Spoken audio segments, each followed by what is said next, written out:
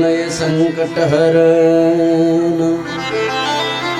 मंगलमूर्ति रूप राम लखन सीता सहित हृदय बसो सुरभूप रामायण तुलसी कहु कथानुसार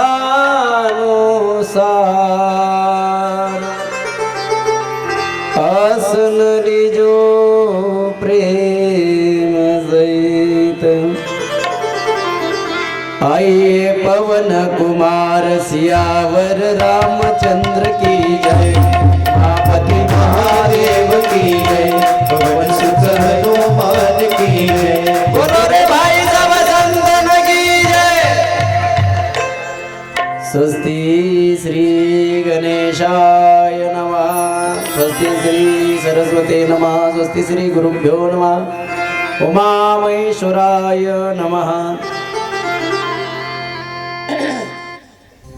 वर्णानामर्थ संघानां रसानां छन्दसामपि मंगलानां च कर्तारो वन्दे वाणी विनायको भवानी शंकरं वन्दे श्रद्धा विश्वासरूपिणो याभ्यां विना न पश्यन्तीं सिद्धं स्वान्तस्तमीश्वरं वन्दे बोधमयं नित्यं गुरुं शङ्कररूपिणो यमाश्रितो हि वक्रोऽपि चन्द्रः सर्वत्र वन्दते सीताराम गुणग्राम पुण्यारण्य विहारिणो वन्दे विशुद्ध विज्ञानो कविवर्धक पीशरो उद्भवतीति संहार कारिणीं क्लेशारिणं श्रेयस्करीं सीतां नतो हम राम वल्लभां यन्माया विश्वोर्तमखिलं ब्रह्मादिदेवासुरा यत्सद्वय प्रत्येक भास्कर सकलं रज्जो यथा हीरभ्रमा यत्पादप्लवमेकमेव हि भवाम्भ्योदितीर्षावतां वंदे हम तम शेष कारण परम रामाख्यमीशं हरे नाना पुराण निगमागम सम्मतं यत् रामायणेन निगदितं क्वचिदन्यतोऽपि स्वान्त सुखाय तुलसी रघुनाथ गाथा भाषा निबंधमति मंजुलमातनोति।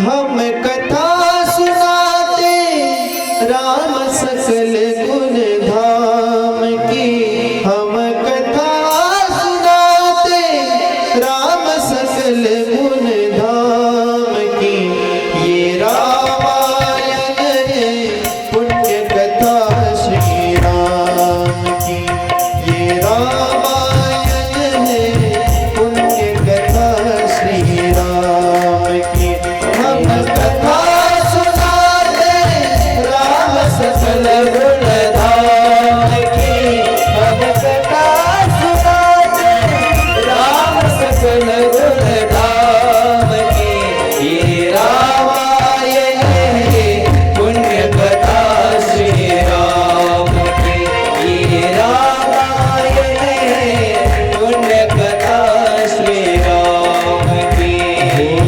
जम्बूद्वीपे भरत खंडे आर्यावर्त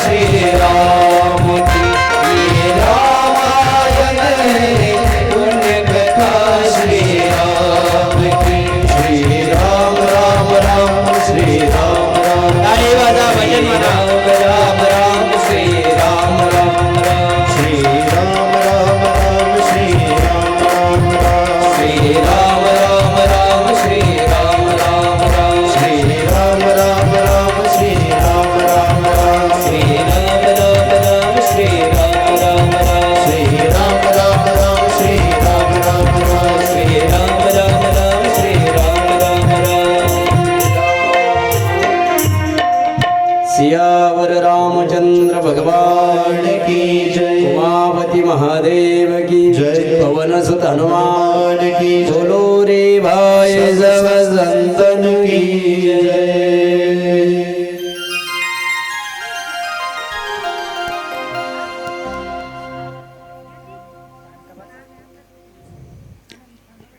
एक बानी एक वचनी एक पत्नी मर्यादा पुरुषोत्तम प्रभू रामचंद्रजीचं चरित्र जीवाचं कल्याण करणार आहे. रामकथा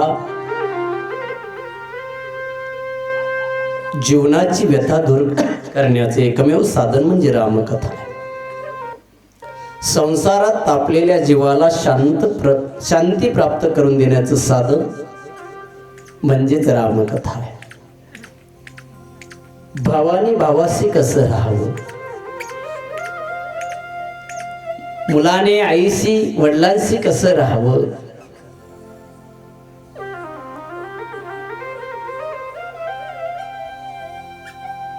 सेवकाने मालकाशी कसं राहावं, शेवटचं सांगतो. माणूस म्हणून जन्माला आलो तर माणसाने माणसासारखं कसं राहावं हे जर कधी शिकायचं असेल तर रामकथाच ऐकावं लागेल. लक्षात ठेवा. कारण आहे रामकथामध्ये मर्यादा पुरुषोत्तम रामाचं चरित्र आहे. पुरुषोत्तम म्हटलं, पुरुषोत्तम म्हणजे पुरुषामध्ये उत्तम, देवामध्ये नाही.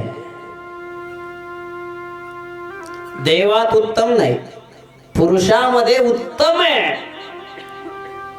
आणि त्याचं चरित्र आहे. असं गोड पवित्र सुरस अशी सुंदर रामकथा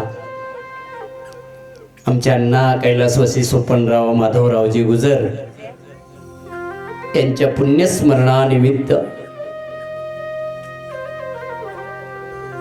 आदरणीय विठ्ठल बाबांच्या वक्ते बाबांच्या या पावनभूमीमध्ये सर्व साधू संतांच्या महात्म्यांच्या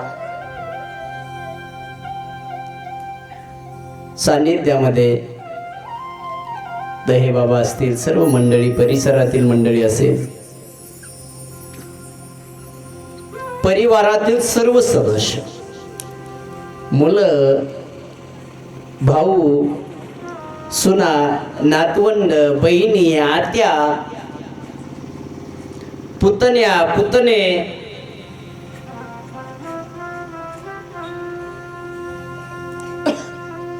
अण्णांची मित्रमंडळी. माझा मित्र गेलाय पण त्याचं पुण्यस्मरण आहे. आज त्या माझ्या मित्राला सुद्धा माझ्याकडनं श्रद्धांजली अर्पण व्हावी म्हणून माझ्याकडनं झालेलं पुण्य माझ्या मित्राच्या पदरामध्ये पडावं म्हणून अण्णांचा मित्र परिवार असेल, त्यांच्या मुलांचा मित्र परिवार असेल, त्या योगाने हे सुंदर असं रामकथेचं आयोजन इथे केलेलं आहे.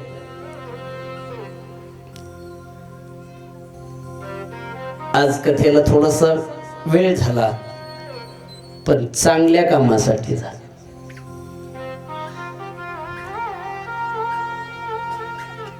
सुंदर प्रवचन आजचं असल्यामुळे थोडसा विष्णू भाऊंनी सांगितलंय आपण थोडस पुढे कथा घेऊ, वेळ थोडीशी पुढे घेऊ. थोडीशी अगरबत्त्या उचला गडे.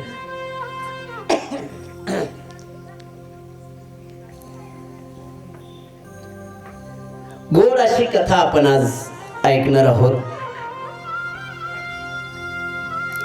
ज्या विश्वकर्त्याने, ज्या देवाने एवढी मोठी सृष्टी निर्माण केली त्या परमात्म्याचा आजचा विवाह सोहळ्याचा प्रसंग आपल्याला पाहायचा आहे. कालच्या कथेमध्ये आपण बघितलं कौशल्य मातेंचा अहिल्या मातेचा उद्धार झाला. शिला रूपातून त्यांना मानवी देह प्राप्त करून स्वर्गारोहणामध्ये पितृलोकामध्ये माता अहिल्या देवी निघून गेल्यात. भगवंताचं दर्शन घेतलं. विश्वामित्र सोबत आहे. चलो मिथिला जाना है. आई मिथिला. बाहेर आमराई होती. आमराई पूर्वीचे आमराई वगैरे असायच्या. मोठाले झाडं असायची. ते बगीच्यावानीच असायचे. ते काय आताच्या आंब्यासारखे आंबे थोडी होते ते. आता माणूस उभा राहिला तरी आंब्याचं झाड लहान दिसतं पण आंबे त्याला असतात. पूर्वी आंब्याची झाडी एवढी मोठी असायची. एका झाडाखाली अख्ख्या गावाची गुरे सुद्धा राहायची. आणि दुपारच्या वेळेस मग ते मुलं याने 4 गुरं आणलेली त्याने 4 गुरं आणलेली मग तिथं दुपारच्या वेळेस ठेवले की मग ते खेळायचे. आंबा तोडायचे आंबे खायचे. अख्ख्या गावाला एक आंबा पुरवत होते. एवढी मोठमोठाली आंबे होती. आणि आंबे विकायचं कामच नव्हतं. आता आंबे विकत घ्यावं लागले. त्यावेळेस आंबे विकायचं काम नव्हतं. कारण प्रत्येकाकडे आंब्याचं मोठमोठाली झाडं असायची. लोक म्हणते जमाना सुधारला आहे, पिढी सुधारली आहे, पुढे चालली आहे. नाही, आपण पुढे नाही. जर पुढे गेलो असतो तर आपले पूर्वज 100 वर्ष जगले. हो, ते पुढे गेलेले. आपल्याला तर 40 मध्येच गुडघे दुखायला लागलेले आपले. आले असते कथेला, आहे का नाही? आपण पुढे नाही गेलो, आपण मागे आलो. मागे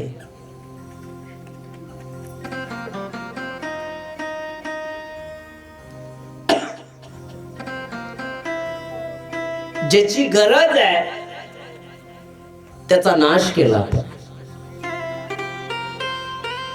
आणि ज्याची गरज नाही त्याला डोक्यावर बसवलेला. परिणाम 2020 चा काळ तुम्हाला भोगावा लागला. अनेक लोक जवळची गेली. जवळची लोक गेलीत कोरोनाच्या काळामध्ये. कोणी आलं काम? पैसा काम आला, संपत्ती काम आली, कोणीच काम आलं नाही. आएगा बुलावा तो जाना पड़ेगा. आएगा बुलावा तो जाना पड़ेगा.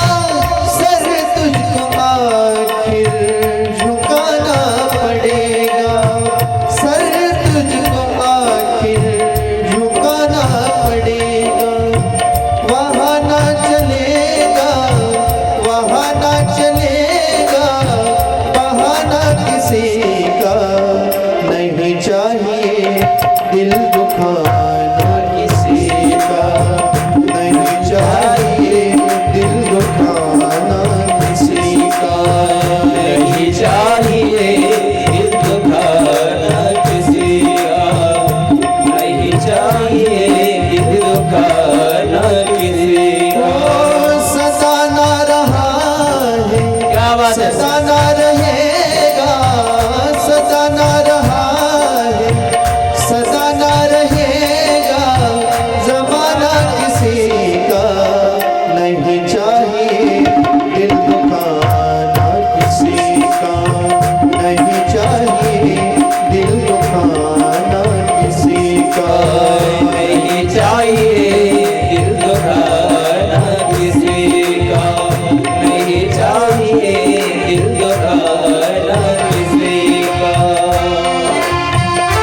गाडी पाहिजे गोड जनताने ऐका. एक एक शब्द मार्मिक आहे. एवढा सुंदर मार्मिक आहे. तिथं बहाणा कोणता चालणार नाही तुम्हाला कथेला यायला बहाणा लागेल. कथेला यायला का उशीर झाला? महाराज कांदे लावून आहे, बहाणा आहे.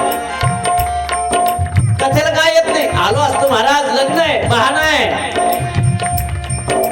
एखाद्या पाहुण्याकडे नाही गेले, का नाही आलेत?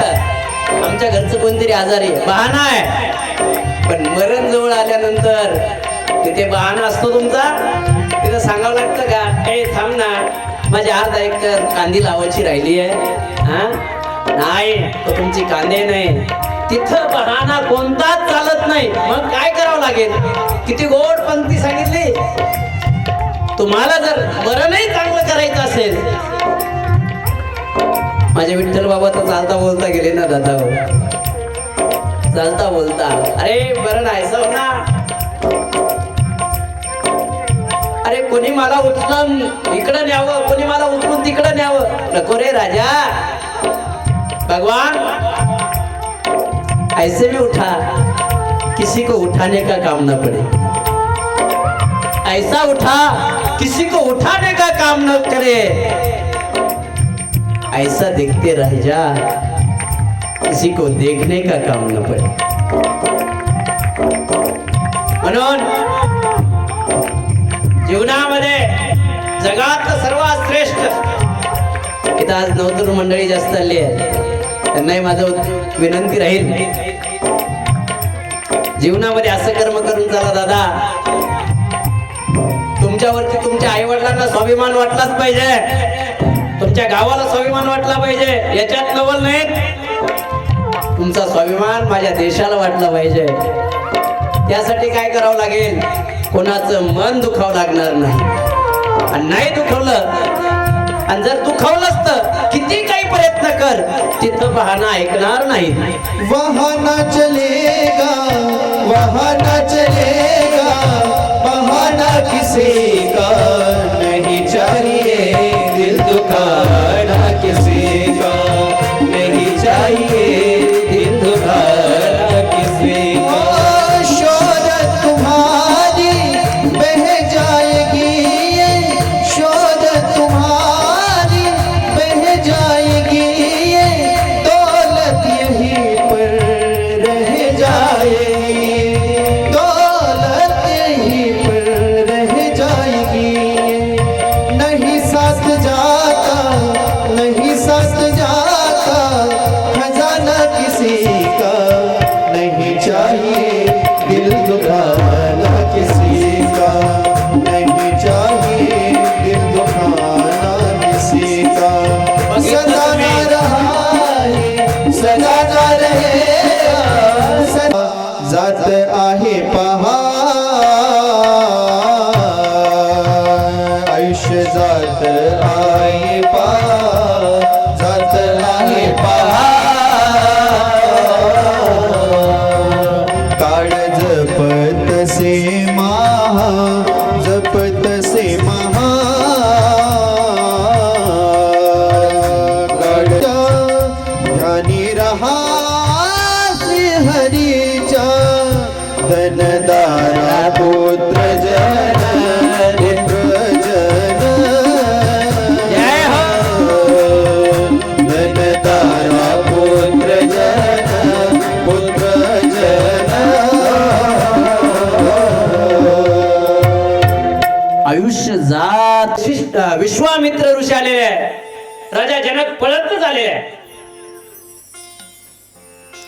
आल्यानंतर श्री संताचे माथा चरणावरी साष्टांग हे करी दंडवत. दर्शन घेतलं विश्वामित्राच, आणि इकडे तिकडे बघितलं.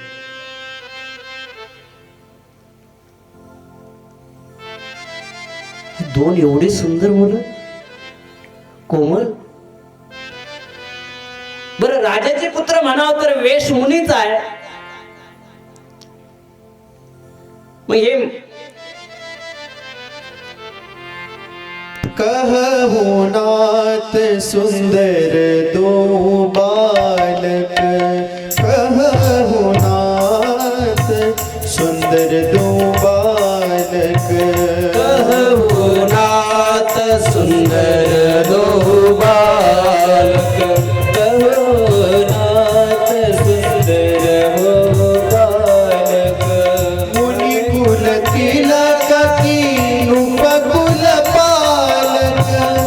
मुनी कुल तिलकी नुपकुल पालक श्रीराम जय राम जय जय राम श्रीराम जय राम जय जय राम श्रीराम जय राम जय जय राम श्रीराम जय राम जय जय राम.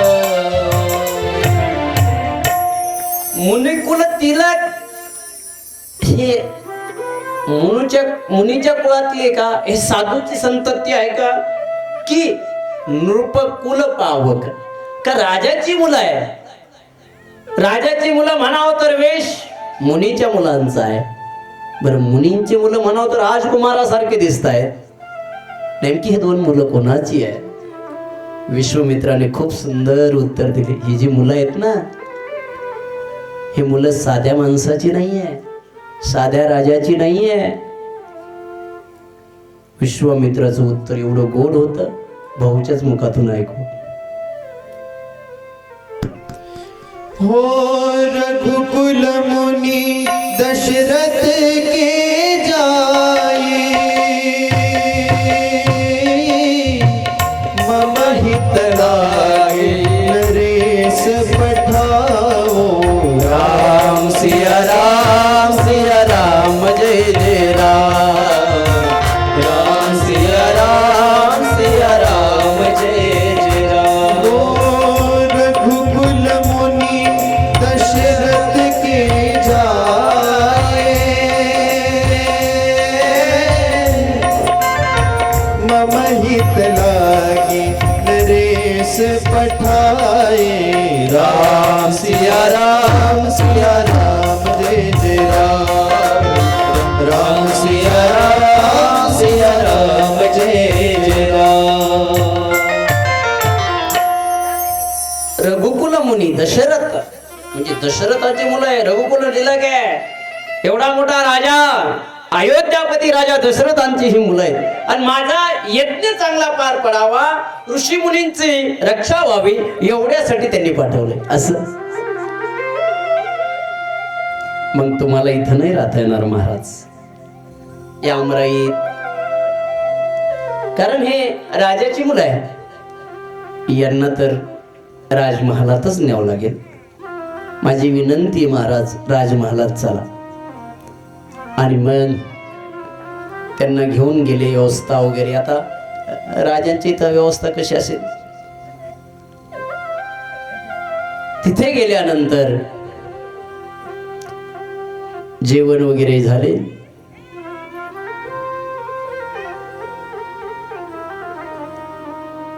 लक्ष्मणजीने विचार केला, भैया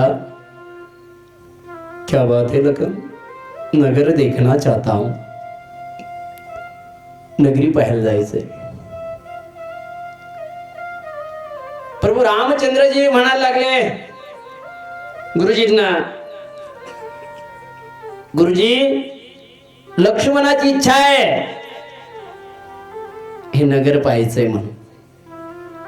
जाओ. दोघ जण निघाली. आता अगोदर जगाचा बाप आहे, तो साधा आहे का? दिसायला किती सुंदर असेल. आपल्याला फोटोतच एवढा राम सुंदर दिसतोय, तर प्रत्यक्षात किती सुंदर असेल. राजस सुकुमार मदनाचा एवढा गोड सुर सुंदर असं.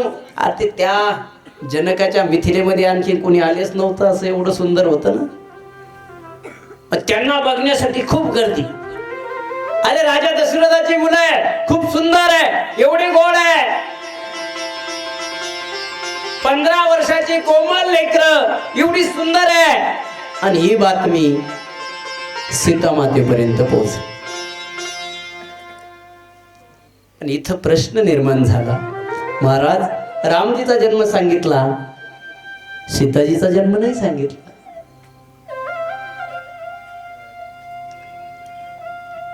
सीता जनकाची. अच्छा, रावण जेव्हा माजला गेला होता, उन्मत्त झाला, तर जसे आता शेत सारा घेतात ना, तसं ऋषी मुनींकडून त्यांनी काय केलं, टॅक्स घेण्यासाठी माणसं पाठवलं रावणाने. त्रस्त झाले ऋषी, रोज टॅक्स कुठून द्यायचा आहे, कुठून धान्य जमा करून आणायचं आहे.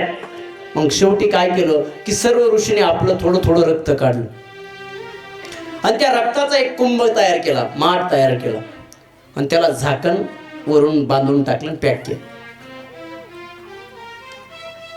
ते राक्षस आले, तो कुंभ त्यांच्या हातात दिला, जा. कुंभ त्यांच्या हातात दिल्यानंतर आणि तुझ्या राजाला सांग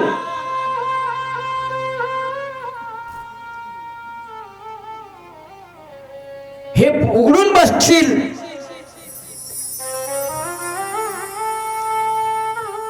तर जाग्यावर मरशील आणि जिथे हा माठ ठेवला जाईल तिथली पृथ्वी कधीच पिकणार नाही. त्या सेवकांनी तो उचलला, रावणाकडे नेला आणि रावणाकडे नेल्यानंतर महाराज आणला का टॅक्स? हो आणलाय बघा. आणि तो दिला तिथे. हो महाराज थांबा. काय? ऋषींनी सांगितलंय याला खोलून बघशील तर जाग्यावर मरशील आणि हा माठ जिथे ठेवशील तिथली पृथ्वी कधीच पिकणार नाही, तिथली जमीन कधीच पिकणार नाही. आता जर लंकेत ठेवावं तर लंकेत कधी जमीन पिकत नाही, खोलून बघावं तर मरतय. काय करावं? परंतु एकदा या जनक राजाचं आणि रावणाचं बुद्धिबळ स्पर्धेमध्ये जनक राजाने रावणाला हरवलं आणि म्हणून तेव्हापासून राग होता. त्यांनी सांगितलं, हे सेवकानो, चांगली संधी आहे त्या जनक राजाचा बदला घेण्यासाठी. हे उचला आणि त्या मिथिला नगरीच्या शिवारामध्ये टाकून द्या. ते मुलं आले, ते सेवक आले. सेवकाने त्या मिथिला नगरीमध्ये एका ठिकाणी तो जो माठ ते पुरून टाकला. जमीन पिकेना, दुष्काळ पडला. मिथिला नगरीमध्ये लोक त्रस्त झाली आहे, पाणी नाही, पाणी नाही. काय करावं, काय करावं? शतानंदजीकडे रडायला लागले जनकजी. महाराज, माझ्या प्रजेची, माझ्या लोकांची लेकरं उपाशी मारायला लागली, काहीतरी करा. प्रजन्य याग करावं लागेल. मग प्रजन्य याग करायसाठी जमीन तयार करावं लागेल. जमीन तयार करायची म्हणून नांगर स्वतः त्या राजाने पकडावा. खूप स्वतः राजा जनक नांगर पकडायला लागलाय. जमिनीमध्ये नांगर चाललेला आहे, बैल पुढे चाललेले आहे. त्यावेळी ट्रॅक्टर नव्हतं. चालत असताना त्या नांगराचा जो शीत आहे, आपण त्याला फाळा म्हणतो, त्याचं खरं नाव शीत आहे. तो शीत कशाला तरी अडकला गेला म्हणून नांगर पुढे चालेना. खोदायला सुरुवात केली. खोदायला सुरुवात केली तर खोदता खोदता ती माठाची पेटी बनलेली होती आणि ती पेटी त्या नांगराच्या शीत लागली होती. त्या नांगराच्या सीता त्याच्यामध्ये तिला ते पेटी उघडल्या गेली तर त्याच्यात एक सुंदर अशी कन्या जन्माला आली. ती म्हणजे मैया सीतामाई.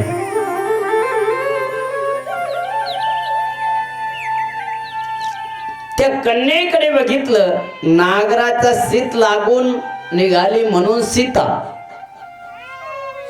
आणि जनकाने स्वीकार केला म्हणून जानकी. घरी आणलं, आनंदित झाले जनक.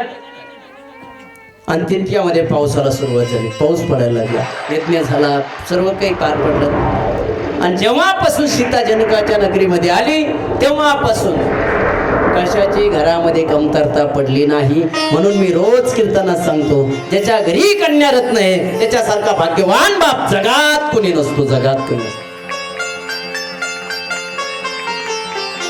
कन्यारत्न कसं असतं आज ऐकायला भेटणार आहे तुम्हाला शेवटच्या चरित्रामध्ये. गोड चिंतन शेवटी राजा जनकाने तिला शिकवलं, म्हणजे सांभाळलं, मोठं करता करता एक दिवस काय झालं, राजा जनकाकडे परशुरामजी आले आणि परशुरामजीकडे शिवधनुष्य असायचं.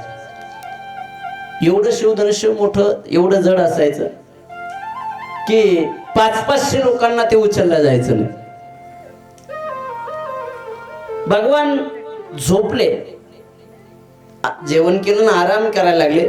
ही सीता लहान होती 5 वर्षाची, ती खेळत खेळत गेली. 3-4 वर्षाची 5 वर्षाची असेल. आणि तिनं काय केलं, ते जे धनुष्य होतं ते उचललं आणि जसं घोडा घोडा करतात ना पोरं, तसं त्या धनुष्याचे घोडा घोडा करायला लागले. कुठून बघितलं, अरे हजारो सैनिकांना न उचलता येणारं शिवधनुष्य या छोट्याशा मुलांना त्यांनी शिवधनुष्य तिथंच ठेवून दिलं. सांगितलं, जनका, जो हा शिवधनुष्य उचलेल तोच हिचा पती राहील.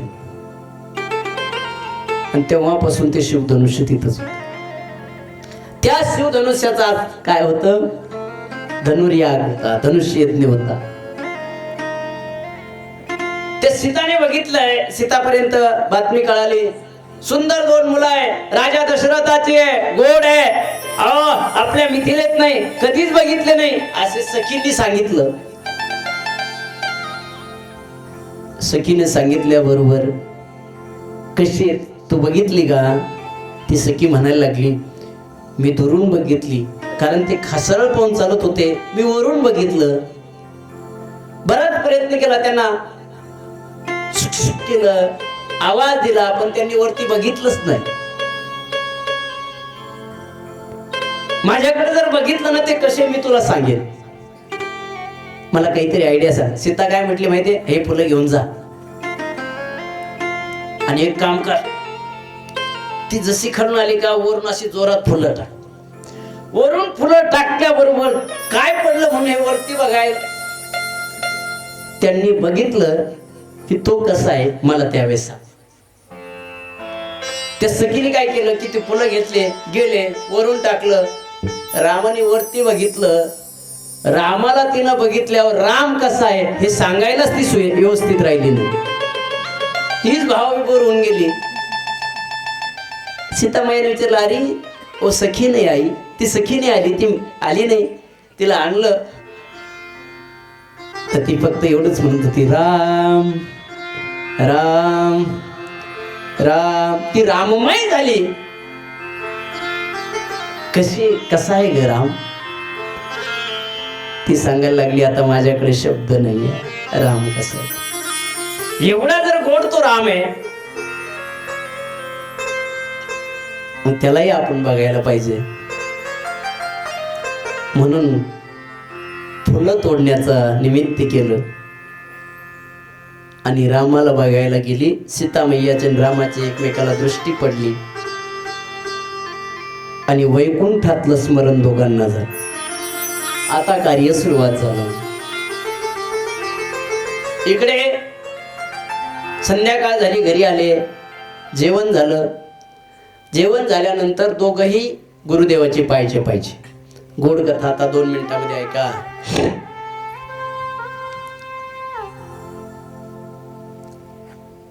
दोघांची गुरुदेवांची दोघांनी पाय चेपले. गुरुदेवाला झोप लागली. आता राम झोपायला लागले तर लक्ष्मणजी पाय चेपायला लागले.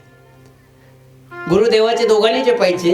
राम झोपायला लागले की रामाचे लक्ष्मणाने पाय चेपायचे. पाय चेपता चेपता रात्रीचा प्रसंग आठवा. लक्ष्मणजीच्या डोळ्यातून पाणी यायला लागलं. रामजीला झोप लागली. झोप लागल्यानंतर डोळ्यातून पाणी यायला लागलं. घळघळ घळघळ पाणी वाहता वाहता प्रभूच्या पायावर पडलं. डचकन प्रभू उठले. लखन, रोते हो? रडायला लागले? का रडतोस?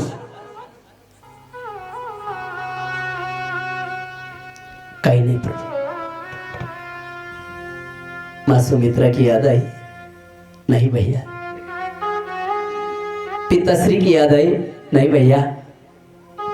माँ कौशल्य की याद आई? नहीं भैया। तो माँ कैकेयी की याद आई? नहीं भैया। तो क्या भरत की याद आई? नहीं भैया। तो प्यारे शत्रुघ्न की याद आई? नहीं भैया।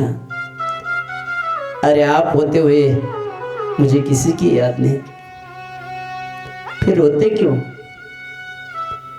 कल धनुष्य आ गया, आपके हाथ से धनुष्य टूटेगा। जी हाँ, धनुष्य टूटने के बाद मां सीता आपको वरमाला पहनाएंगी। खुशी की बात है। वरमाला पहनने के बाद वो आपकी पत्नी हुई, ती तुमची पत्नी झाली, ती तुमच्या डाव्या बसल्यावर बसेल। आणि उद्या जेव्हा मी पाय चप्पल येईन तेव्हा ती मला म्हणेल, खबरदार लक्ष्मणा,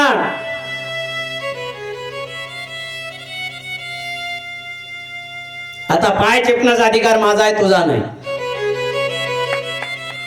म्हणून रडू येत। रामायणातून ही शिकायचं बांधवांनो, उद्या आपल्या भावाचा पाय चेपायला भेटणार नाही म्हणून आदल्या दिवशी रात्री भाऊ रडतो लक्ष्मणासारखा। इथे ईद भऱ्या बांधासाठी भावाभावाची खुण चालली आहे। इथं म्हणजे आमच्याकडे, तुमच्याकडे कमी हा भाग, तुम्ही समाधानी आहे। ईद भऱ्या बांधासाठी बघा तुम्ही पेपरला आमच्याकडचेच विदर्भ, इकडे मराठवाडा, याच्यातलेच काय तुम्हाला सांगू दादा। अरे बारके ना, मन लावून चिंतन एकदा बसा, स्वतःच्या शांततेत बसा, आणि बसल्यावर कळतं बरं। चलो रे हंसा अमर लोग को, तेरा यहाँ कोई नहीं। इथं तुझं कोणी नाही हे तेव्हा कळतं। मग कशासाठी बऱ्या बांधासाठी भांडायचं आहे हे रामायण शिकवत आहे। का गरज आहे रामायच्या रामायणाची? ही गरज आहे। त्यावेळेस रामाने खूप सुंदर उत्तर दिलं। तो भैया, रामाच्या डोळ्यात पाणी आलं, कडकडून मिठी मारली। तो लखन, भाई भी आज ही बंटवारा कर देता हूं, आजच सांगतो, आजच वाटण्या करून देतो माझ्या पायास। उद्यापासून उजव्या पायाची सेवा सीता करेल, डाव्या पायाची सेवा तू करायची, आणि ज्या दिवशी तुम्ही दोघं राहणार नाही तर माझ्या दोन्ही पायाची सेवा अकेला हनुमान करेगा। एकटा हनुमान जी करेल। सकाळ झाली, धनुर्यात यज्ञ आणून ठेवलाय, राजे महाराजे यायला लागलेत। तयारी झाली का?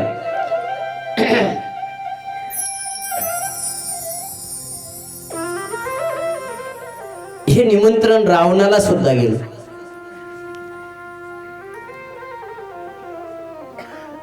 रावणाला सुद्धा निमंत्रण गेलं। सर्व राजे तयार झालेत। एक एक राजे राजा जनकाकडे यायला लागलेत।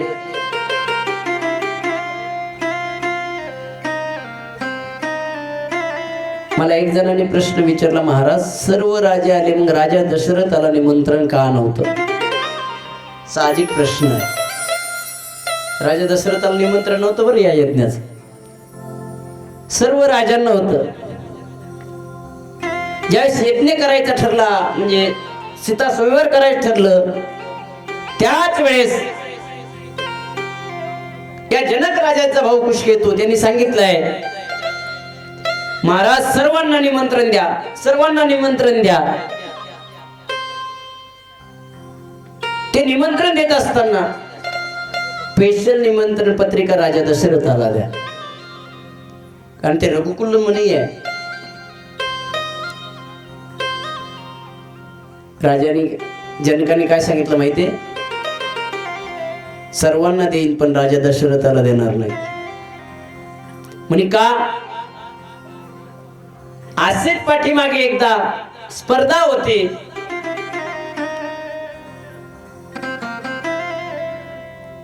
आणि त्या स्पर्धेमध्ये सर्व राजे आले होते. राजा दशरथाने ते नाही आले पण त्यांचे सेवक आले आणि त्यांच्या सेवकांनी सर्वांना हरून ते गेले होते. उद्या कदाचित जर राजा दशरथाला निमंत्रण द्यावं आणि राजा दशरथ हा येऊ दे या दमदम जनक राजा या तुम्ही या.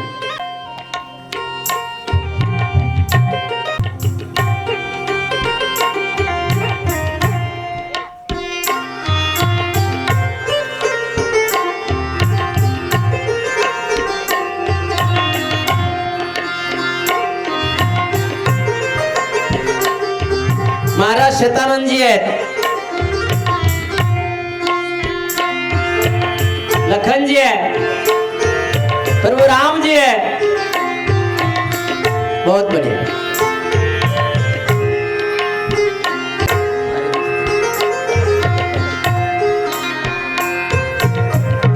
तर मुलीचा विवाह आहे. त्यावेळेस जसं त्यांनी सेवक पाठवले आणि आता जर सेवक पाठवले त्यांनी जर धनुष्य जर उचलला तर माझी मुलगी सेवकाला द्यायची नाहीये. आणि म्हणून या महाराज बसा मोकळे कर पुढच्या जर. सदाशिवाचा अवतार, सदाशिवाचा अवतार, सदाशिवाचा अवतार, स्वामी निवृत्ती दातार,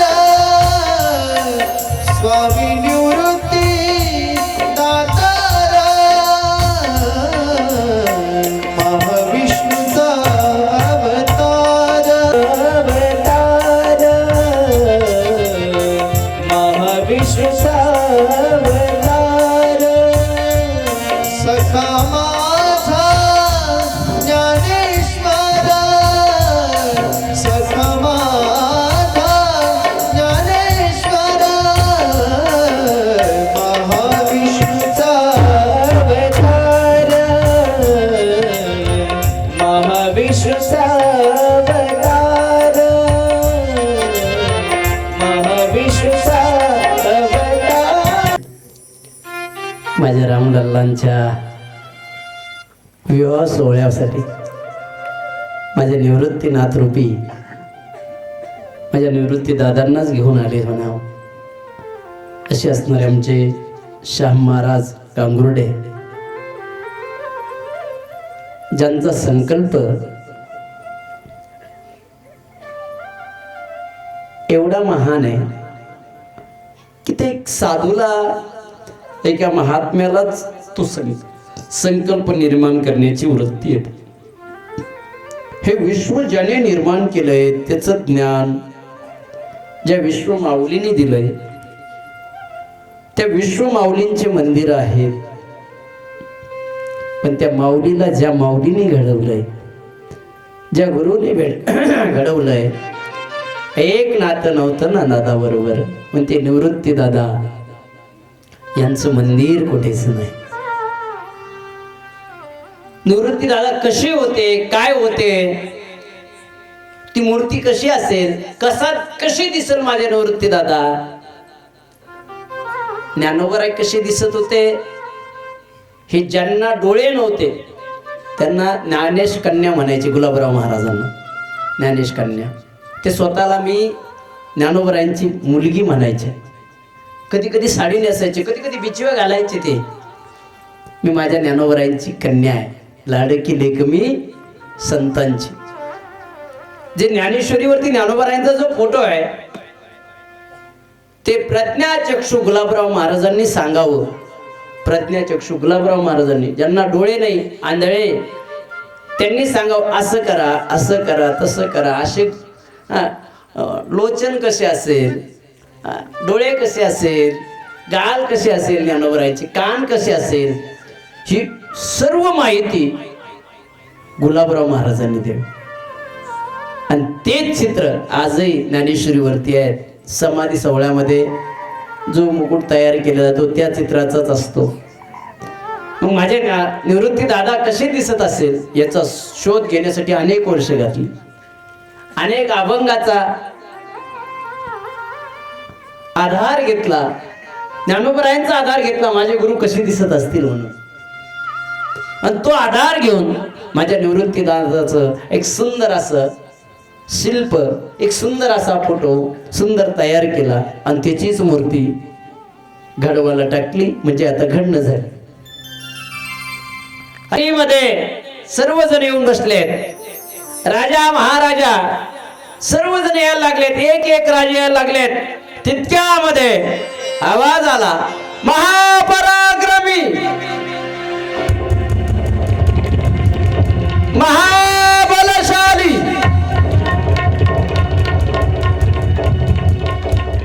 लंकापती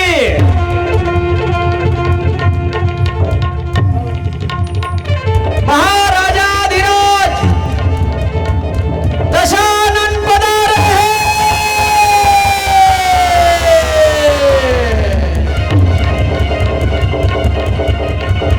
तितक्यामध्ये रावणाने बघितलं एवढी मोठी सभा आहे. कोण कोण आले ते रावण बघायला लागलाय.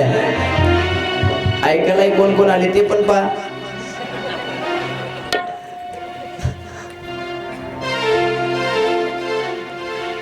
रावणाने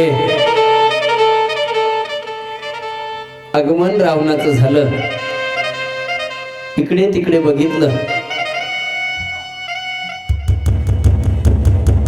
जनकाकडे पाहून रावण म्हणताय, हे जनक,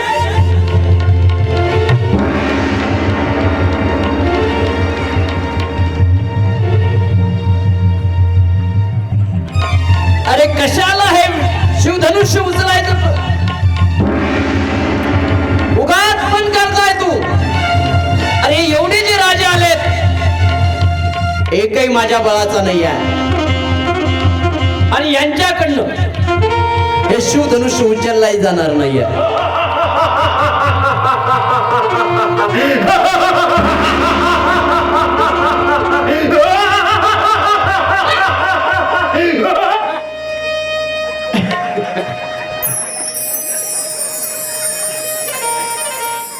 हे शिवधनुष्य, हे शिवधनुष्य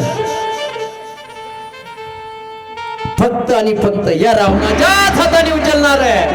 या रावणाच्याच हाताने उचलता येणार आहे.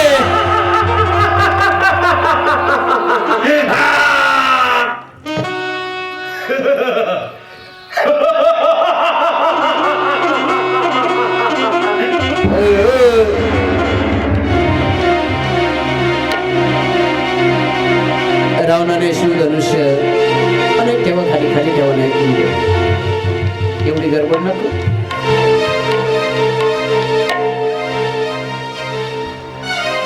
एक एक राजा, मला अजून कथा सांगली होती थोडी, 2 मिनिटं. उचलून बघायला लागलेत. एक एक राजाकडनं उचलला जाईना. आणि शेवटी रावण आलेला आहे. आणि त्या रावणाने शिवधनुष्याला नमस्कार घातलेला आहे.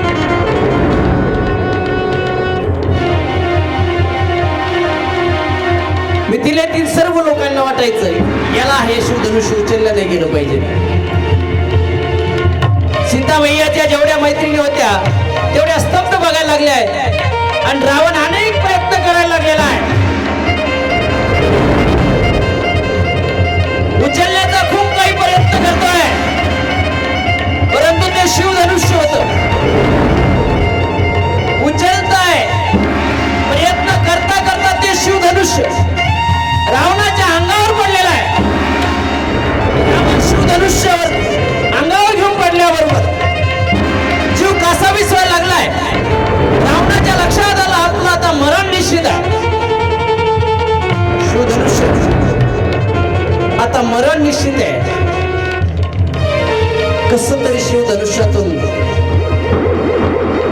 रावणाचा झालेला आहे.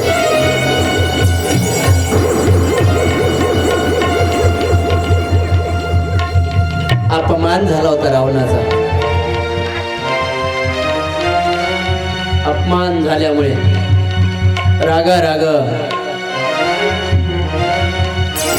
इकडे तिकडे बघतोय.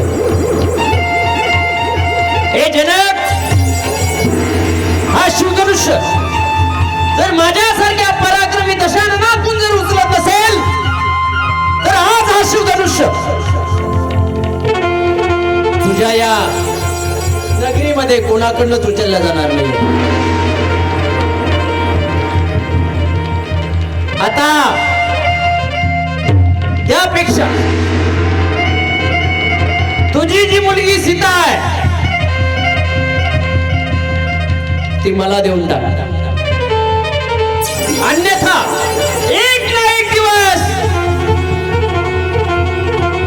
तिला मी घेऊन गेल्याशिवाय राहणार नाही.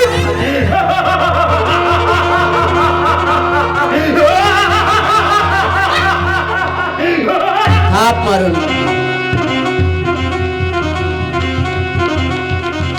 रावण निघून जात आहे. माणसाला रावण होते तेव्हा पण आपल्याला दुसरं पार्ट करणे म्हणून लवकर एकही क्षत्रिय नाही का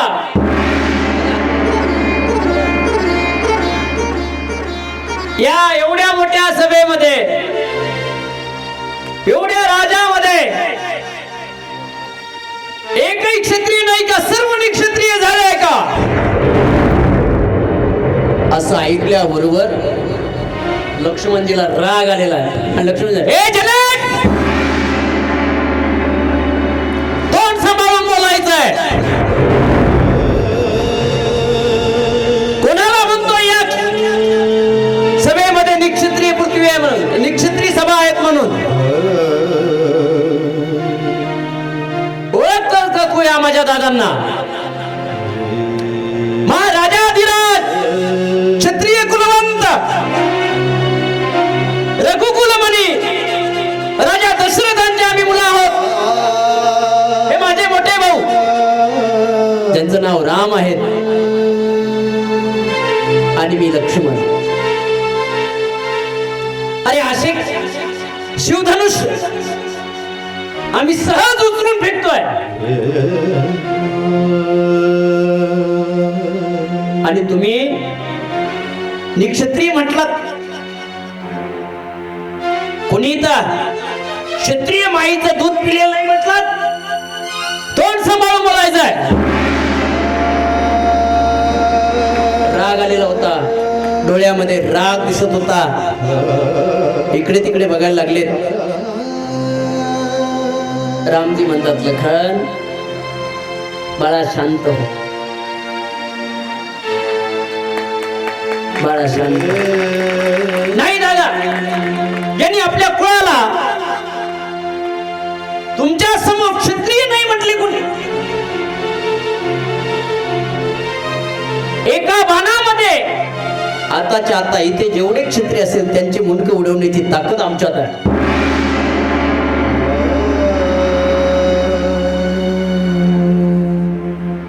अरे हे शिवधनुष्य आमचा दादा सहज उचलेल, सहज उचलेल. जनकजी खाली बसले. विश्वामित्र उठलेले आणि विश्वामित्राने सांगितलं, लखन रुक जाओ भाई, शांत बस. गुरुदेवाला नमस्कार केला, आपल्या जागेवर जाऊन बसले. बसा भाऊ, एवढं विराग नका करो, अभी तो उसका बहुत राग देखिए.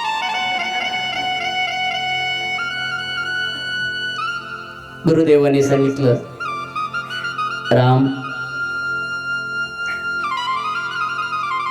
जा, तुझी शिवधनुष्य वाट बघतोय. रामजीनं गुरुदेवाला वंदन केलंय, आपला धनुष्य लखन जवळ दिलाय. जनकाला वंदन केलं, शतानंदजीला वंदन केलेलं आहे आणि रामजीनं प्रदक्षिणा मारलेल्या आहे शिवधनुष्याला.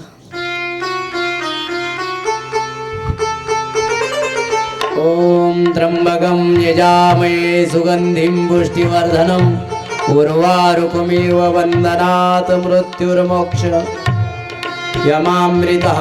ओम नमः शिवाय. कर्पूरगौरं करुणावतारं संसारसारं भुजगेन्द्रहारं सदा वसन्तं हृदयारविन्दे भवं भवामी सहितं नमामि.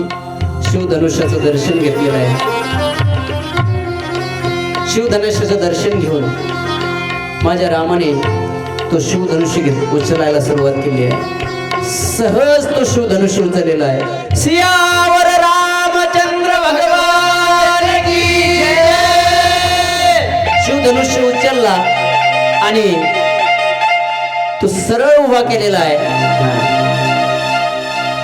प्रत्यंचा लावायला लागले तर शिवधनुष्याचे 2 तुकडे झालेले आहेत.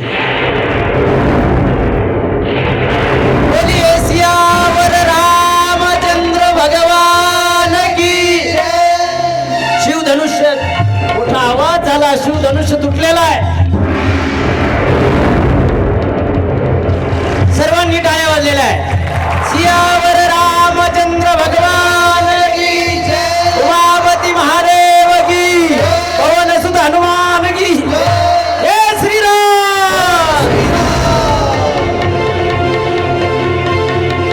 शिवधनुष्य तुटलेला आहे. मोठा आवाज झाला शिवधनुष्याचा. शिवधनुष्य तुटल्याबरोबर सर्व 33 कोटी देवतांनी आपल्या हातातून पुष्प घेतले, हातामध्ये पुष्प घेतले आणि पुष्प उभारायला सुरुवात केली. सीता मातेच्या जेवढ्या मैत्रिणी होत्या तेवढ्या आनंदित झालेल्या आहे. सर्व मिथिला नगरी आनंदित झाली आहे. रावण रागा रागा निघून गेलेला आहे. पण जाताना रावणाने सांगितले एक ना एक दिवस या सीतेचं हरण केल्याशिवाय राहणार नाही. सीतेलाही पाठवा. आणि तितक्यामध्ये आवाज झाल्यामुळे शिवधनुष्याचा आवाज साधा नव्हता ना.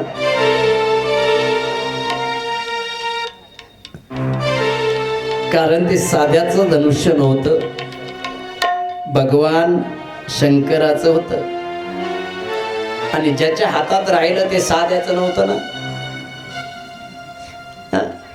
त्याच धनुष्याने 21 वेळा पृथ्वी निक्षत्री केली होती. याच धनुष्याने 21 वेळा पृथ्वी निक्षत्री केली.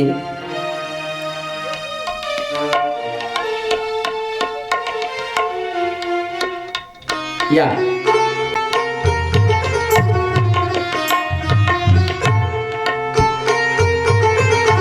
आणखी एक खुर्ची द्या.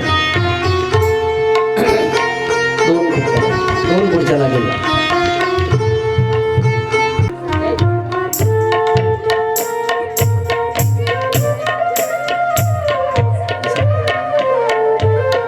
तुम्ही थोड्या वेळाने यायचं वरती. कालवाऱ्या लग्नाच्या टायमाला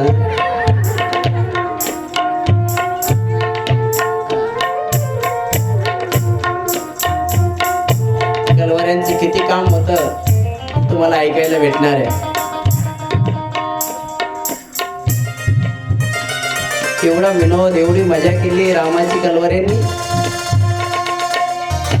चला, त्या शिवधनुष्याचा आवाज झाल्याबरोबर तो आवाज ऐकलाय आणि परशुरामाने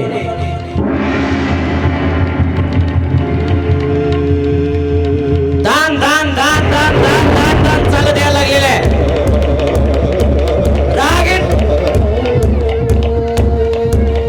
शिवधनुष्य तुटल्यामुळे अत्यंत राग.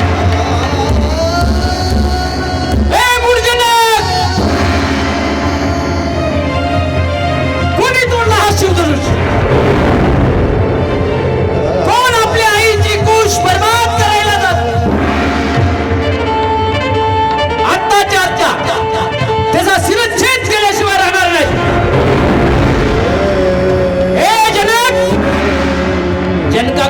जातीला जाऊन सांगायचं. जनकाने थरथर कापायला लागले, हात जोडलेले जनकाने. कोणी शिवधनुष्य मोडलाय नाव सांग त्याचं, नाहीतर तुझाही शिरच्छेद करेल आणि तुझी अख्खी नगरी जाळून टाकेल. जनक राजाला विचार केला, जर नाव सांगावं तर आपले जवळ होणार आहे ते. आता कशाला नाव सांगते. जनक राजा स्तब्ध बसले, हात थरथर कापायला लागले जनक राजांचे. आणि एवढा मोठा धनुर्या माझ्या परवानगी बिगर कस काय ठेवलाय तू? माझी परवानगी न घेता या शिवधनुष्याचा म्हणजे तुझ्या सीतेचा स्वयंवर ठेवलाय आणि शिवधनुष्य भंग केलास. ज्याने कोणी हा शिवधनुष्य भंग केला असेल त्याला समोर घेऊन या, अन्यथा येथील जेवढे क्षत्रिय बसले आहेत सर्वांचा नैनाद केल्याशिवाय राहणार नाही.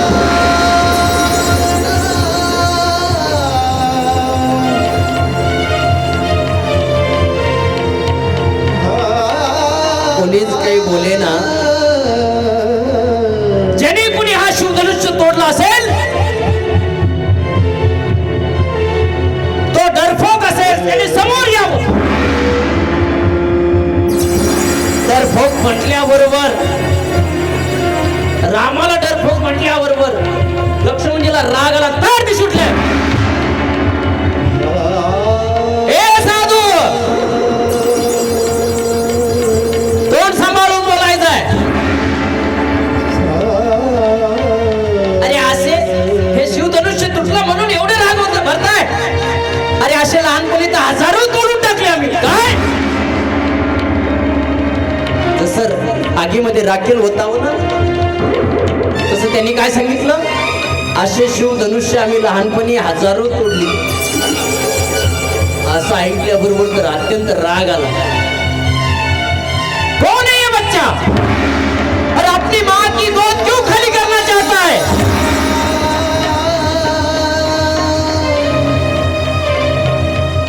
लक्ष्मणजीने सांगितलं, आता जर एक शब्द जरी बोलला तर एका बाणामध्ये. अरे बाबा,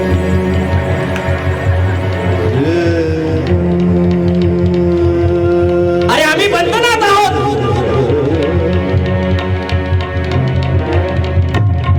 दोघांचा असा संवाद चालला. रामजीला वाटलं दोघांचा संवाद घेऊ नये. रामजी बघत होते,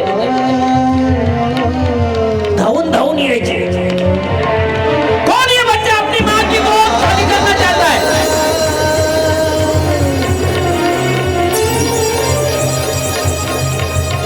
माँ की गोद खाली करना चाहता असं ऐकल्याबरोबर लक्ष्मणजी काय म्हटले माहितीये,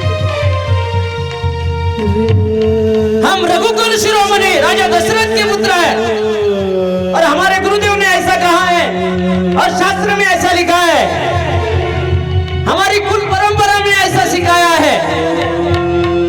आमच्या कुल परंपरेने शिकवलंय, आमच्या गुरुदेवाने शिकवलंय की ज्याच्या गळ्यात माळ आहे, त्याच्या गळ्यात जानव आहे आणि ज्याच्या डोक्याला टिळा आहे त्याच्यावर वार करायचा नाही. आणि तुम्हाला असं वाटत असेल हा लक्ष्मण भीतीपोटी असं बोलतोय, तर एक काम करा, तुमच्या गळ्यातील माळा काढून टाका, तुमच्या गळ्यातील जानव काढून टाका, डोक्यावरचा कपाळावरचा गंध पुसून टाका. त्यावेळेस बघा माझ्या सुमित्रा माताच्या दुधात किती ताकद आहे.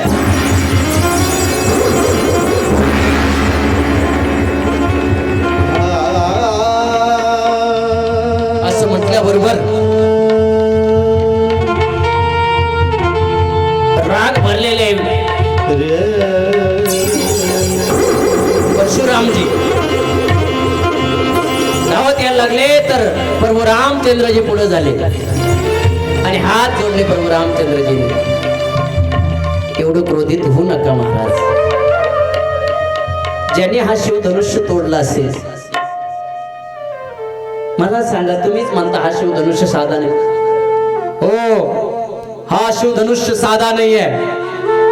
भगवान शंकरजीने मला दिलेला होता आणि याच शिवधनुष्याने 21 वेळा पृथ्वी निक्षित्री केली मी. खरंच महाराज, एवढा हा शिवधनुष्य महान आहे. हो, महान आहे. मग जर कधी एवढा शिवधनुष्य महान असेल तर त्याला तोडणारा सुद्धा महानच असेल ना महाराज. तो तुमचाच सेवक असेल ना. तुमच्याच सेवकाकडनं तुटला नाही. राघव, ओ मेरा सेवक नाही, ओ मेरा बैरी है. तो माझा सेवक नाही, तो माझा शत्रू आहे. त्याने माझ्या आराध्य देवाचं शिवधनुष्य तोडलंय.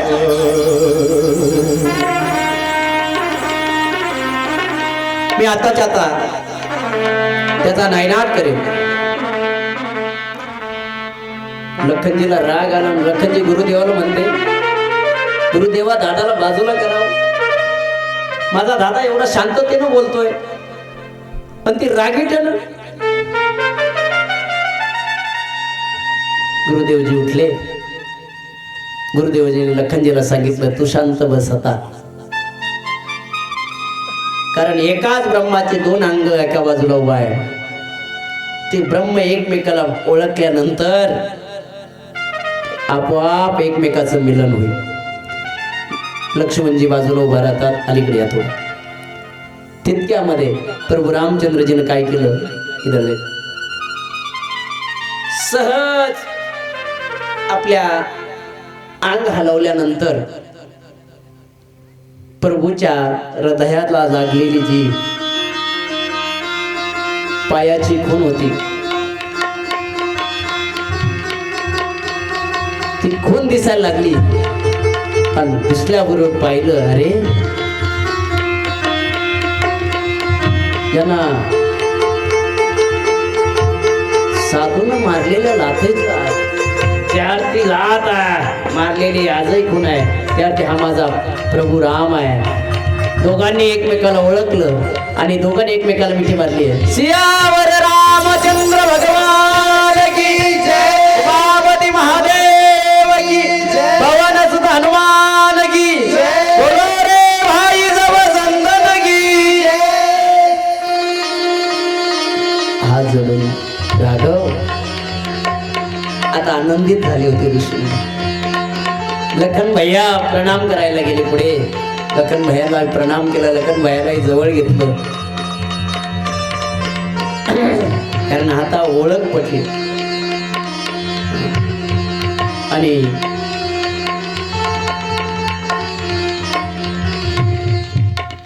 महर्षी परशुराम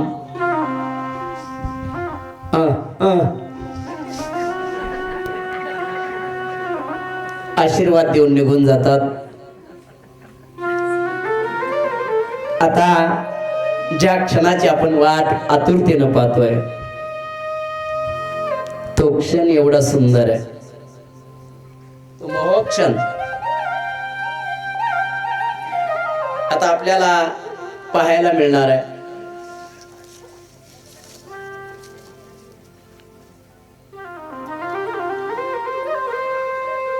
प्रभू रामचंद्रजीनं धनुष्य तोडल्यानंतर सीता मैयाने हार घेतलेला आहे.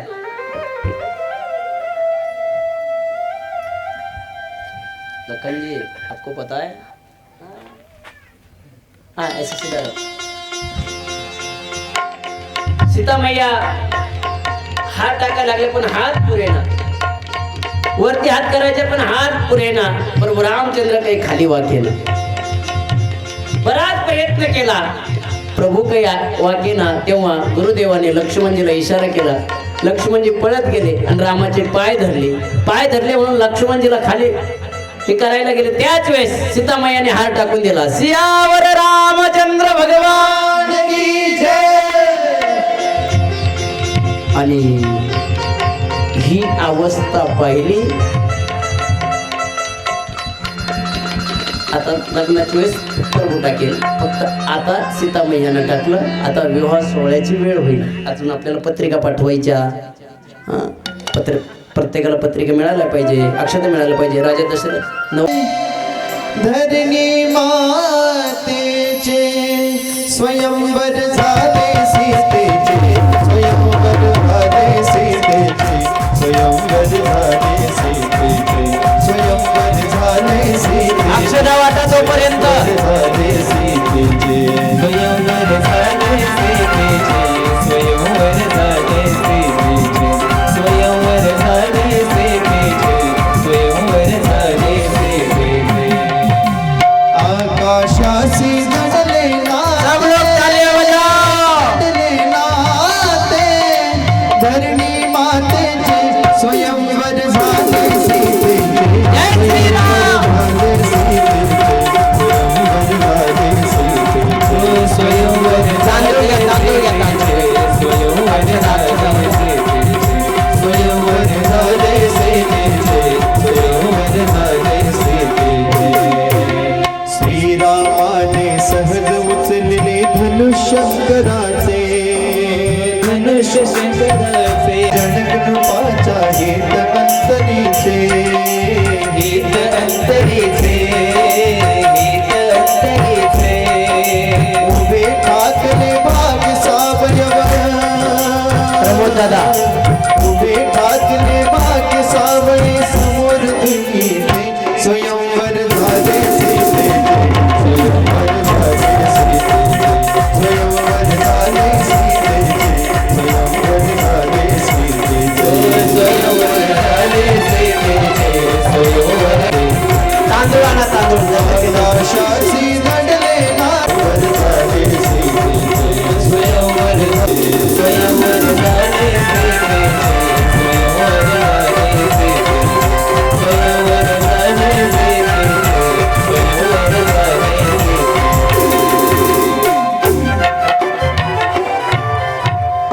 पत्रिका तयार केली. विवाह मुहूर्त ठरला गेला. दिवशी झालं बरं का, पंचमी तिथी. मार्गशीर्ष महिन्यातच देवाचं लग्न झालं. मार्गशीर्ष महिन्यात पंचमी तिथीलाच देवाचं लग्न झालं. आणि तिथी काढल्यानंतर निरोप पाठवला, पत्र लिहिलं. अयोध्येमध्ये ते पत्र घेऊन गेला. सर्व राजे बसलेले होते. राजा दशरथ चिंताक्रांत बसलेले होते, कारण जेव्हापासून राम गेले होते तेव्हापासून रामाची वाट पाहत. बाप आहे ना शेवटी. ऐका,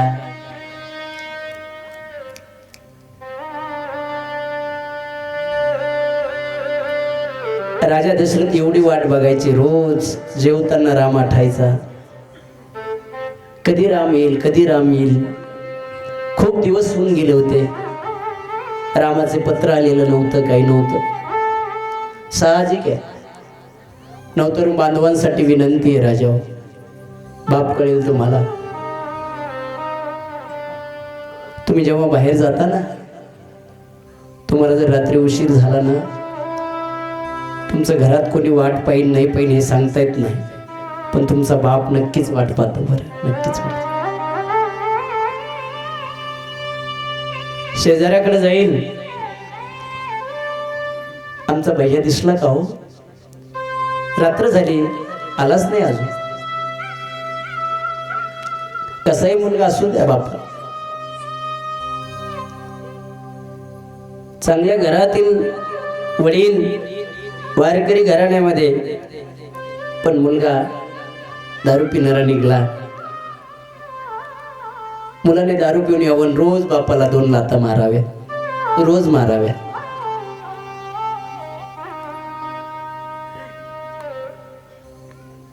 असा दिनक्रम रोजचा चालला. पण एक दिवस काय झालं माहितीये, मुलगा आलाच नाही.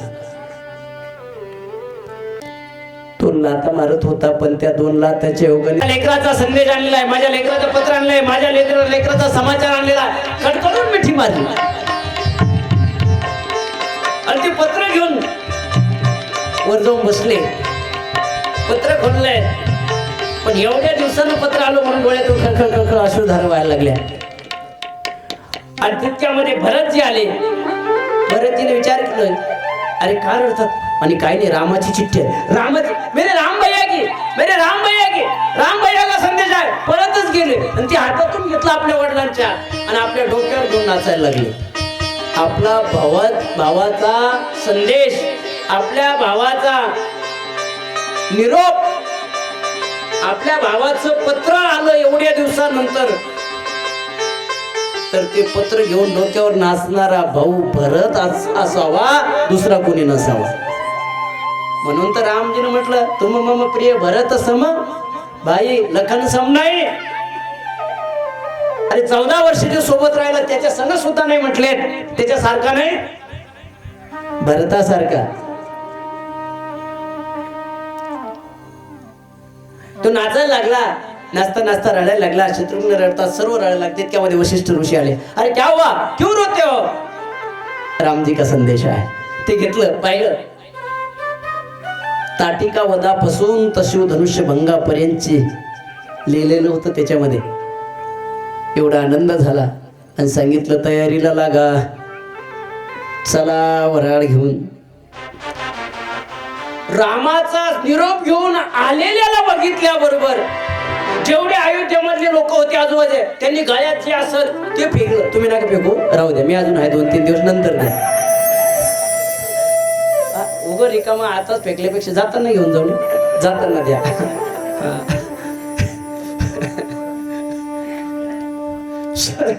सोनं वगैरे जे असेल ते फेकून ढिगार लागला त्याच्या पुढे. आता तर सेवक असतात, जमा करा जमा करा जमा करा, थैल्या आणा. तसे आणावंच लागणार आहे आपल्याला, कारण आपल्याला नाव इलाज आपल्याला घेणं गरजेचं आहे. पण तो मिथिलेचा सेवक होता. ऐका माय, आताची परिस्थिती रामायण काय शिकवतं, 2 मिनिटं घेतो, ऐका. आताची परिस्थिती आणि रामायण काय शिकवतं. राजा दशरथाने सांगितलं, ते हिरे जेवारत तुमचे घेऊन जा. 1 मिनिट उभा राहिला. त्याने सांगितलं, अविनय हो तो क्षमा चाहता हूं, माफ करा, मी याला हात लावू शकत नाही. म्हणजे का? आम्ही मुली काढल्या आहेत. शिवधनुष्य तुटला, रामजी आमचे जावाई झाले, जनक राजांनी आमची सीता मैया रामजीला देण्यात आली आहे. आम्ही मुलीकडचे आहे आणि मुलीकडच्यांनी मुलाकडचं काहीच नेऊ नये. मुलीकडच्यांनी मुलाकडचं. अहो, जेव्हा स्वयंवर झालं, हत्ती पाठवले होते, हत्ती राजा दशरथाकडे. ऐका, काय पाठवलं होतं? हत्ती पाठवले ते राजा दशरथाकडे सीतामैया बरोबर. तर ते हत्ती अयोध्येचा चारा खाईना, अयोध्येचा चारा खाईना, घास खाईना. 2 दिवस झाले, 3 दिवस झाले. अरे हत्ती का खात नाही, का खात नाही? पंचायत पडली. निरोप पाठवला राजा जनकाला की तुम्ही पाठवलेले हत्ती आमच्या इथला चाराच खात नाही. जनक राजाने उत्तर पाठवलं, माहितीये, ती मुलीकडची आहे ना, ती मुलाकडचे इथलं काहीच घेणार नाहीत. जोपर्यंत हत्ती जिवंत आहे तोपर्यंत त्या हत्तीला खाण्यासाठी जेवढा काही चारा लागणार आहे तेवढा मिथिलेहून पाठवले जाईल. तरी सुद्धा तिथला एकही ताट आमची हत्ती खाणार नाही. अरे जनावराला कळतं मुलांकडचं काही घ्यायचं नाही, आणि आता पैशाशिवाय मुलगी देत नाही. मग जनावर बरे का मुलं बरे, माणसं बरी? याच्यासाठी रामायण आहे, याच्यासाठी रामायण. मुलीला 2-2 लाख रुपये, 3-3 लाख रुपये द्यायला लागायला लागले. माफी मागून सांगतो, नका करू. मुलीचा बाप जो असेल ना, माझी त्याला विनंती आहे, राजा, अरे ती लक्ष्मी आहे. अरे ती जेव्हा तुझ्या घरी येते ना, अरे ती माय, ती लक्ष्मी माता तुझं घर बदलून टाकते रे, घर बदलून टाकते. आणि जेव्हा ती घरात येते ना, तर सर्वात मोठी बापाची काळजी घेणारी जर जगात जर कोणी विचारलं तर मुलगीचे लक्षात ठेवा, मुलगीच्या.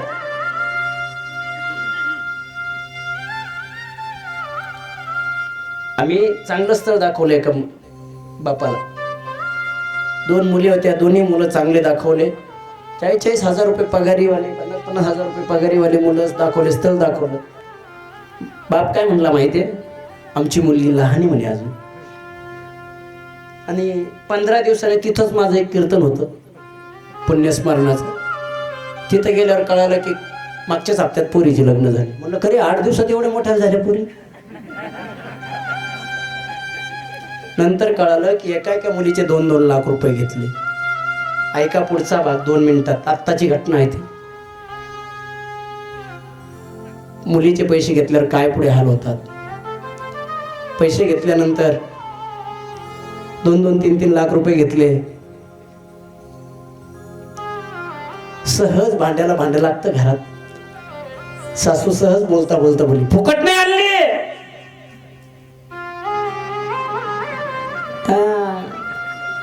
2 लाख दिले. 2 लाख दिले असं ऐकल्याबरोबर तुम्हाला ऐका दादा, ती मुलगी रडली. बरं, मुलगी चांगली होती. ती मुलगी खूप रडली आणि तिनं काय केलं माहिती, सासूच्या पायावर डोकं ठेवलं. चुकलं असेल तर माफ करा, पण आजपासून माझ्या सासूही तुम्ही आहे आणि आई तुम्ही आहे. मला आता जगात कोणी नाही. बाप न्यायला गेला दिवाळीला, दरवाजात अडवलं महाराज. ही सत्य परिस्थिती आहे. आमच्याकडे गाव आहे, दरवाजात अडवलं. कोण आहे म्हणे तुम्ही. कोण म्हटलं, मुलगी. त्याने, अगं मी तुझा बाप. बाप हो मागे, ओळखत नाही मी तुला आणि आजपासून माझ्या दरवाजात पाऊल टाकायचं नाही. माझा बाप आतमध्ये बसलाय, माझी माय तिथं बसले म्हणे. अरे ते असं म्हणलं ना, आतमध्ये सासू सासरे रडले महाराज, सासू सासरे रडले. माझा बाप आतमध्ये बसलेला आहे म्हणे, त्यानं माझ्यासाठी पैसे दिले. माझी माय आतमध्ये बसली आहे, जी मला आता रोज सांभाळते आहे. माय, असं जर तुम्ही नुसतं सासूला असं म्हणलं तुम्हीच माझी माय आहे, मला तर नाही वाटत एकही सासू आणि एकही सून नाराज राहील. हे रामायण शिकव, याच्यासाठी रामायण. मी त्या मुलीचे पाय धरले. बाबा सत्य परिस्थिती आहे, गादीवर आहे, खोटं बोलणार नाहीत. सत्य परिस्थिती आहे. मी म्हणलं, भैया बेटा तू जे केलं ना, तर ते माझ्या प्रत्येक कार्यक्रमात सांगण्याचं उदाहरण सांगितलं. चला, ते त्याने सांगितलं हे मी नेऊ शकत नाही. आम्ही मुलीकडचे नाही घेता येत मला. नाही घेतलं त्यानं. तयारी झाली आणि वराड 10 वाजून गेले होते म्हणून लगेच आलो. हा, विमानानं पाठवलं लगे आपण काय. हा लगेच आलं. 10 वाजून गेले होते, वराड लगेच आलो. आल्यानंतर सर्वांचं स्वागत केलेलं आहे. राजा दशरथाचं राजा जनकाने स्वागत केलेलं आहे. आनंदमय वातावरण तयार झालं आहे. प्रभू रामचंद्रजीने आपल्या वडिलांच्या पायावरती दंडवत केला, लक्ष्मणजीनं दंडवत केला, भरतजीनं राम भैयाला नमस्कार करून मिठी मारली आहे, लक्ष्मणजीला मिठी मारली आहे. आणि माझ्या रामाच्या लग्नामध्ये आहेर द्यायला सुरुवात झाली. चला, आता ज्या क्षणाची आपण वाट पाहतोय,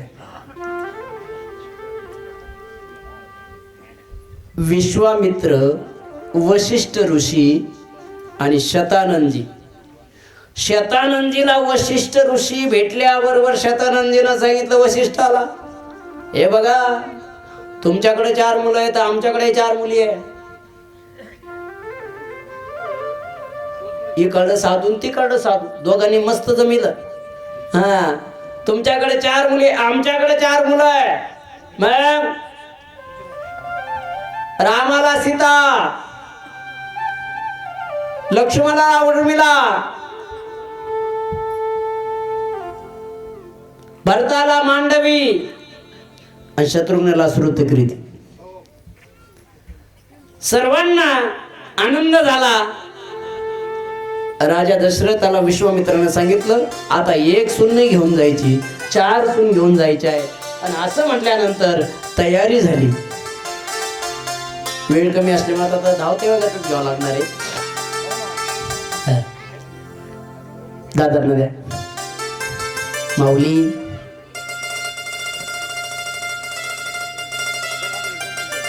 तुम्ही आमच्या बाबांच्या मंदिरामध्ये खूप मोठं सहकार्य करताय, सोबत असतात.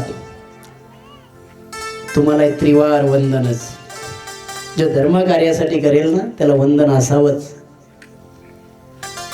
सर्व तयारी झाली आहे आणि दोन्ही तिन्ही साधूंनी काय केलं माहितीये, वेळेवर लग्न लावाच ठरलं. वेळेवर लग्न लावायचं ठरलं. पण जे वर्षी होते ते म्हणायला लागले वेळेवर जर लग्न लागलं तर याचा संसार चांगला चालला ना, संसार चांगला चालला तर या अरण्यात जाणार नाही. मग वेळेवर लग्न लावू द्यायचं नाही. मग अशी माझ्या कामामध्ये टाइम घातला 14 मिनिटं उशिरा. किती लग्न किती उशिरा लागलं. ज्यांचे ज्यांचे लग्न राहिले असेल त्यांनी ऐका, लग्न 14 मिनिटं उशिरा लागलं रामाचं. किती 14 मिनिटं उशिरा लागलं. परिणाम 14 वर्षाचा वनवास. तुम्ही 3-3 तास उशिरा लावता, किती वनवास भोगता हे ज्याचं त्याला माहितीये. घरात आपला संसार चांगला हो द्यायचा असेल तर घटिका पाळा, वेळ पाळा, लग्न मुहूर्त. नाही तर टाकूच नका त्या पत्रिकावर. पत्रिकावर काय टाकतात, मुहूर्तावरती लग्न लागल्या जाईल. अरे तसं नका टाकू, दिवसातून केव्हा तरी लागेल असं टाका ना. जेव्हा नवरदेवाचा डीजेचा नाद कमी होईल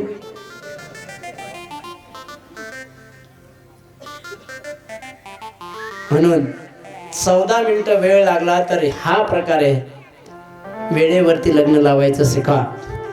काय नाही हो, हे नाचणारे वगैरे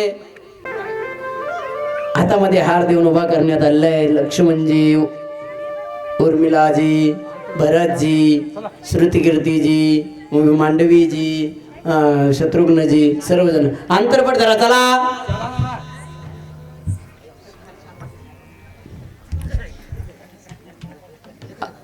येत्या जगात सर्व कार्येषु सर्वदा शुभ मंगल सावधान सावधान. शुभ मंगल सावधान सावधान. शुभ स्वस्ति श्री गणनायकं गजमुखं मोरेश्वरं सिद्धिदं बल्लाळो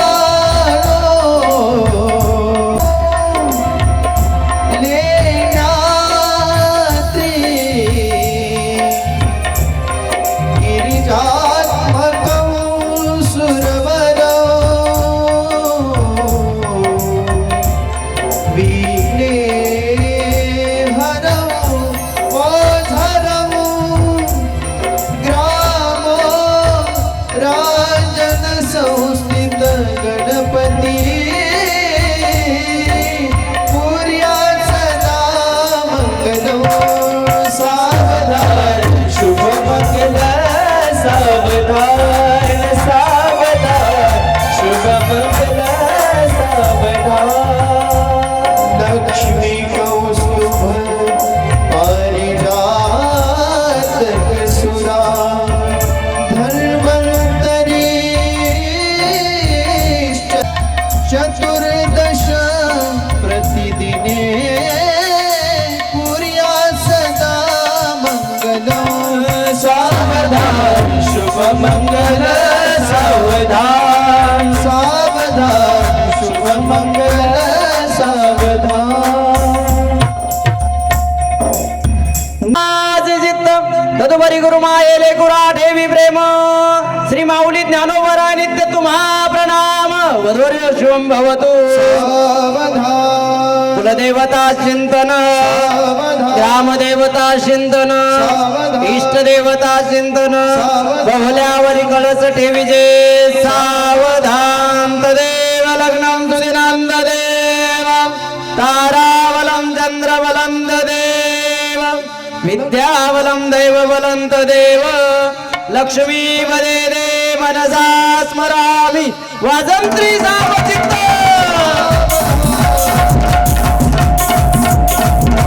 सियावर रामचंद्र भगवान की उमावती महादेव की पवन सुत हनुमान की बोलो रे भाई सब संतन की सर्वांनी उभा राहायचं आहे कोणाच्या हल्दीत नाचल्यापेक्षा कोणाच्या लग्नापुढे नाचल्यापेक्षा त्या मावल्या पुढे या सर्वांनी आनंद घ्यायचा आहे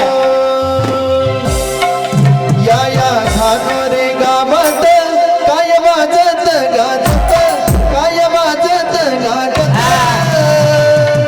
सोन्याचं सोन्याचं सोन्याचं सोन्याचं सोन्याचं वाशिक सोन्याचं वाशिक लगीन देवाचं लागत सोन्याचं भाषण गे लगीन देवाचं लागत सोन्याचं भाषण गे लगीन देवाचं लागत गुजर वस्तीवर काय वाजत गाजत सर्वांनी वाजत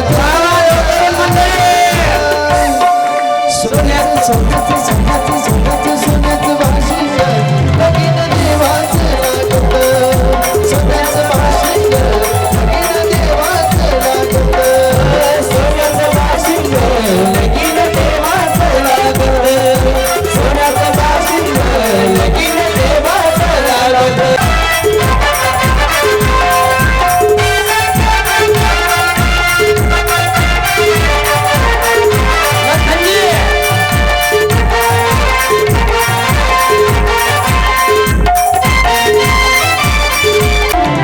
माझ्या रामाच्या लग्नाला आलं वराडी कोण आलं बराडी कोण कोण आलं बराडी कोण कोण विष्णू नारद हे होते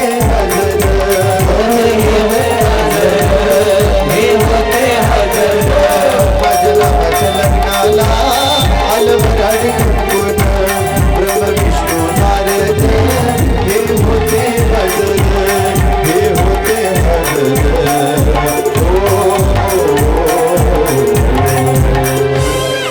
नारद तुंबर काय गायन करीती काय गायन करीती लखनजी. सोन्याचं सोन्याचं सोन्याचं वाशिक इथे राजा देवाचं लागत सोन्याचं वाशिक लगीन देवाचं लागत सोन्याचं भाषण गे लगीन देवाचं लागत सोन्याचं भाषण मागचे मंडळी पुढे बोलवतात रामजी अरे या मित्र मंडळी या पुढे नगरीत